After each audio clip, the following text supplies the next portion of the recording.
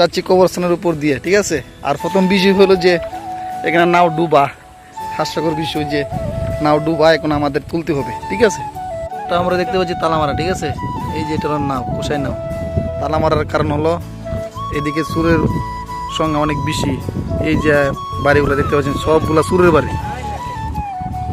সুযোগ পেলেই নাও নিয়ে নিই, ঠিক আছে।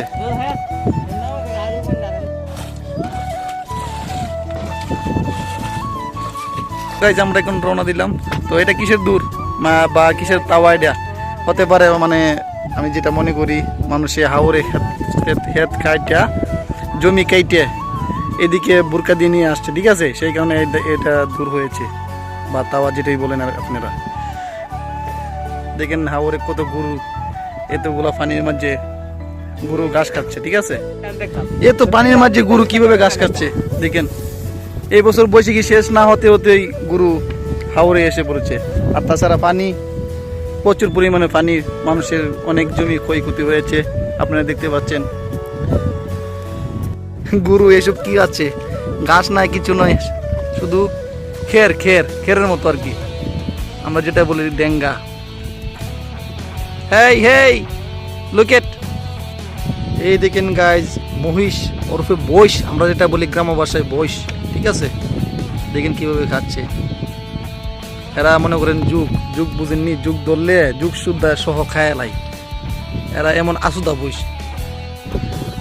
তো গাইজ আমাদের হাওরের রাস্তার কি অবস্থা দেখেন, ডুবা অবস্থা, ঠিক আছে। দেখেন আমরা এখানে এই সড়ক দিয়ে রাস্তা দিয়ে পার হচ্ছি।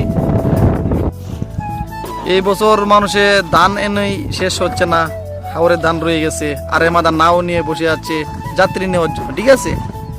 পানি ছেনে তো এরকম হয়েছে না, নাও কিভাবে চলবে হাওরে। ও গুরু আমাদেরকে দাঁড়িয়ে গেছে, ও মাই গড, অসাধারণ চান করলে গুরু, ঠিক আছে। বাসুর সামনে এই হাওরের মাঝখানে গুরু কি করছে, না পাচ্ছে খাবার, না পাচ্ছে কিছু। ও মাই গড গাইজ দেখেন হাওরের রাস্তা দিয়ে আমরা নাও নিচ্ছি, ঠিক আছে। এত পরিমাণে ডুবো হয়ে গেছে। দেখেন এটা হলো রাস্তা, মেন রাস্তা হাওরের। আর ওই সাইড হলো ফাঁকার, ঠিক আছে, যেটা হাল বলে আর কি। তো মানুষের এই বছর অনেক ক্ষয়ক্ষতি হয়েছে, কারণ ধান আনতে পারছে না, ধান ডুবে গেছে। ওমা এখানে কি শুয়ে আছে দেখি তো। ও মাই গড, এটা একটা মানুষ গাইজ, দেখেন কিভাবে শুয়ে আছে। হতে পারে অন্য টাইপের মানুষ, ঠিক আছে। দেখেন আবার মাঝখানে শুয়ে আছে একা একা, তার অন্য কেউ নাই, কার মানে কেউ নেই, সেই জন্য শুয়ে আছে, অসহায় মানুষ। তো আপনারা দেখবেন তাকে। জমি এখনো কিছুটা জাগিয়ে আছে, কিন্তু জমি মালিক কেটে নিচ্ছে না, কারণ এগুলো মরে গেছে, ঠিক আছে। আর তাছাড়া হলো গরু খেয়ে বেড়েছে। অবশিষ্ট গন্তব্যের দিকে পৌঁছে গেলাম, আর কিছুটা পথ। আর এদিকে দেখেন হাঁসের ফার্ম, ফাতি হাঁস, ঠিক আছে, ফাতি হাঁসের ফার্ম। হাওরের মাঝখানে যে বাড়িটা, ওই বাড়িটার তারা রাখছে আর কি। ফাতি হাঁসে দেখেন কাকা করতেছে। তো অসাধারণ একটা ফাতি হাঁস, তাদের আওয়াজে শুনে কানের ফটাফটান কিছুটা ক্রয় হয়ে গেছে। এখন দেখেন সামনের দিকে কি আসছে, ওই দেখা যায় আমাদের চুপি ওইদিকে। এই দিকের কিছুটা জমি তলিয়ে গেছে, আর তারা জমি কেটে এখন খেতে বসছে, ঠিক আছে। দেখেন মানুষ কতটুকু কষ্ট করছে জমির জন্য, ধানের জন্য।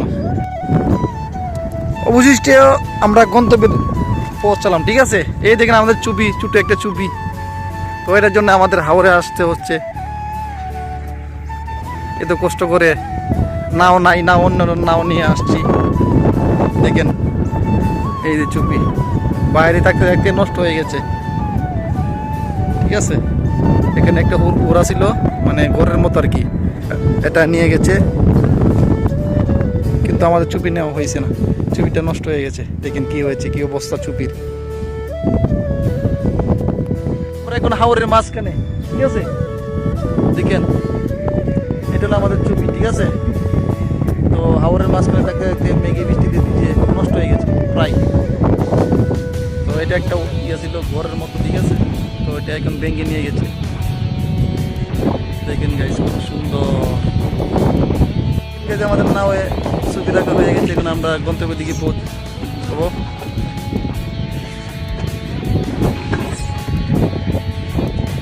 কত কষ্ট, আবারে চলাচলের কত কষ্ট।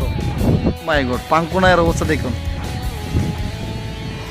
আরে হালারে পিস বুদ্ধি, হাসির উড়া, আরে হাঁসের ফার্ম, ঠিক আছে। হাঁস রাখার নাও এত ছোটো, আগে তো দেখি নাই। তো গাছ দেখেন কত সুন্দর নাও। আর